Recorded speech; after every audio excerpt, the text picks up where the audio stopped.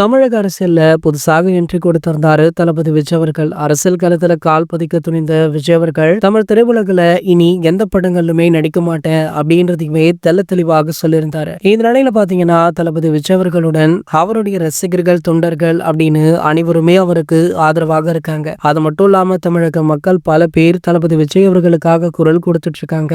அண்மையில மதுரையில நடந்த மாநாடு மிக விமர்சையாக நடத்தப்பட்டது. இதுவரைக்குமே தமிழகத்துல எந்த ஒரு அரசியல் கட்சியுமே செய்யாதவாறு இந்த மாநாட்டை சிறப்பாக முடித்திருந்தாரு தளபதி விஜய் அவர்கள். அது மட்டும் இல்லாம அதுல தளபதியுடைய ஸ்பீச் வேற லெவல்ல இருந்தது. குறிப்பாக ஆளும் கட்சியான திமுகவை எதிர்த்து தளபதி விஜய் அவர்கள் தைரியமாக குரல் கொடுத்தது பலருக்குமே பிடித்திருந்தது. இதே போல ஆளும் கட்சியான திமுகவை ஒரு முறை நம்ம ஏகே அவர்கள் எதிர்த்து மேடையிலேயே பேசியிருப்பாரு. அப்போது அவருக்கு ஆதரவு தெரிவித்தது சூப்பர் ஸ்டார் ரஜினிகாந்த் அவர்கள் எழுந்து நின்று கைத்தட்டி ஆரவாரமுமே பண்ணிருப்பாரு. சோ அந்த அளவிற்கு திமுகவிற்கும் சூப்பர் ஸ்டார் ரஜினிகாந்த் அவர்களுக்குமே ஆவாது. என்னதான் திமுகவுடைய ஒரு சில பங்கன்கள்ல ரஜினி அவர்கள் கலந்து கொண்டாலுமே அவர் அரசியல்ல நீடிக்காததற்கு திமுக தான் காரணம் அப்படின்றது பலருக்குமே வெளிப்படையாக தெரியும். அப்படி இருக்கையில திமுகவை எதிர்ப்பதற்காக தளபதி விஜய் அவர்களுக்கு ரஜினிகாந்த் அவர்கள் மறைமுகமாக சப்போர்ட் பண்ணுவதாக ஒரு தகவல் சமூக வலைதளங்கள்ல வெளியாகி வைரலுமே ஆகிட்டு இருக்கு. இதனை திமுக தரப்பு எச்சரித்துள்ளதாம்.